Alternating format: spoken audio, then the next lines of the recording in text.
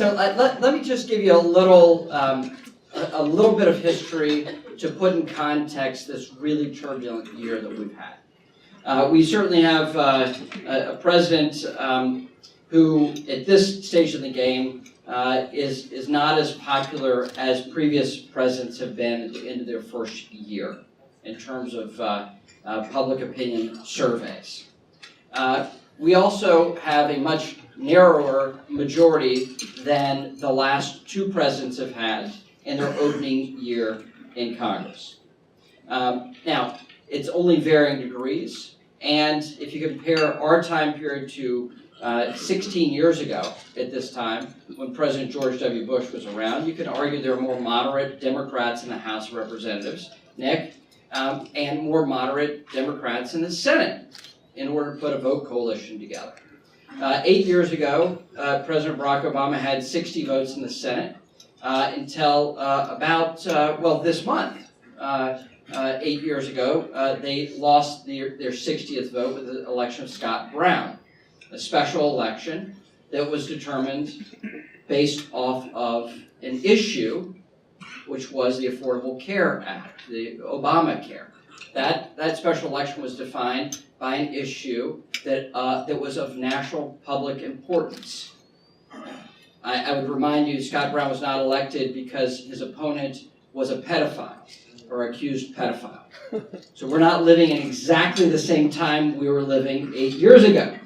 I'm sorry, allegedly, an alleged, am I safe now? Yeah. Okay. So 8 years ago, little different time period as well.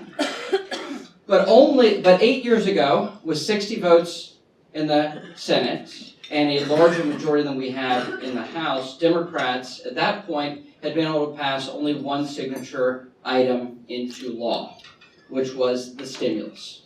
And the stimulus that the president signed in his opening month of being president, by this period in time, 8 years ago, was disliked by the American people. Had a greater disapproval than approval number as a matter of public policy. And in fact, 8 years ago at this time, Obamacare had not been signed into law either. Part 1 or Part 2 of Obamacare. That took till March of 2010 for that to be put in place. So if you look at the first year of this president's term, in the last year that we've been through, we've gotten one piece of legislation through that is about as popular as Obamacare was at the time. So think about this. Our tax reform plan that we passed into law in December is about as popular as what President Obama was trying to do with health care at the time. And from implementation, every month Obamacare got worse over the course of 2010, 2011, and 2012. Well, what we believe will happen with tax reform is once people's paychecks change in February, they'll start to see the benefits of it. And once people receive the benefits that are coming from corporations reinvesting their people, trying to maintain their workforce as well, that economic benefit will actually spur them to feel more positively about tax reform. And we believe we've got the fundamentals right so that economic growth will be stronger, that investment will be stronger, that wage growth will start to materialize in a substantive way. And so that long-term, that right investment policy will wear much differently than the ACA wore for my Democrat colleagues. Now that's our case, that's our case that we're making right now. We have to continue to make over the next couple of months, over the next year. And so I just wanted to give a little bit of context for what people have really here in DC is this minute by minute, tweet by tweet, change by change, drama by drama act that we all are deeply engaged in. And let's face it, if we're not deeply engaged in it, then really none of us would have jobs. So, I mean, it's really to our benefit to pay attention to the soap opera and participate in it a little bit.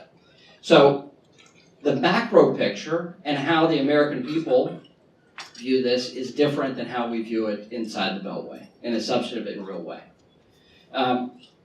So why don't I end it there, because I know you all are a questioning group, and rather than go on further, but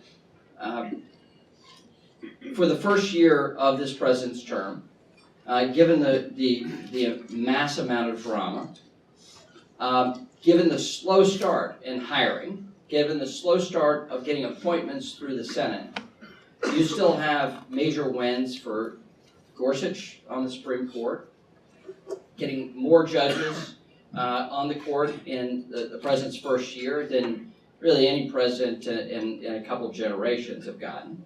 And certainly given the highly charged partisan nature of all judgeships at this moment through the United States Senate, that is a significant score for this first year. But even still, we actually have a piece of economic policy that can benefit people, that will benefit people, that we can run on, that we can talk about, that will benefit the economy. And that is far better than what my Democrat colleagues could say 1 year into President Obama's term, or even at that point, going back to 01, 93, 89, or really 81 at that point. So, well, 81, you did have significant tax reform that was rate reduction for individuals, that they got to see that. So anyway, why don't I stop rambling and let you ask questions?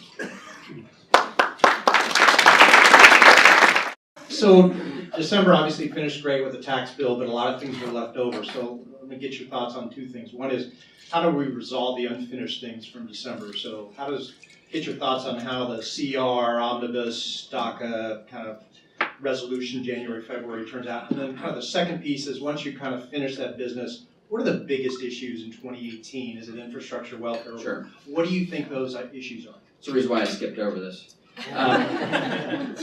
Because we've got a meeting at Camp David this weekend to determine a bit of that House, Senate, White House coordination in terms of issue set, which is kind of a novel concept to actually get on the same page about this stuff. But to actually have a wider discussion about the politics of this year, the agenda for this year.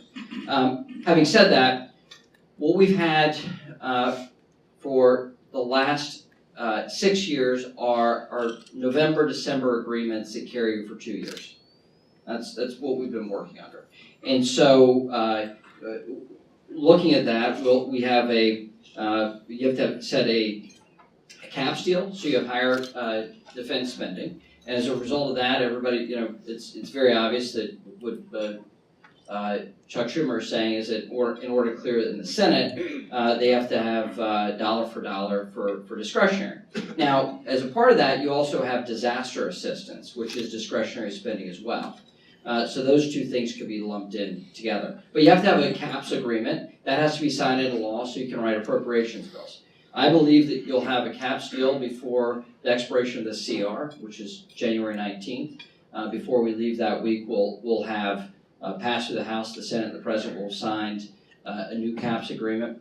And then a short-term continuing resolution in order for the appropriators to write the package or packages in order to fund the government for the rest of the fiscal year. As part of that caps deal, it'll be a 2-year agreement. So we go into the next regular order business of appropriating for the next fiscal year, and the opportunity for bipartisan appropriations bills, some bipartisan appropriations bills, to make it into law on their own.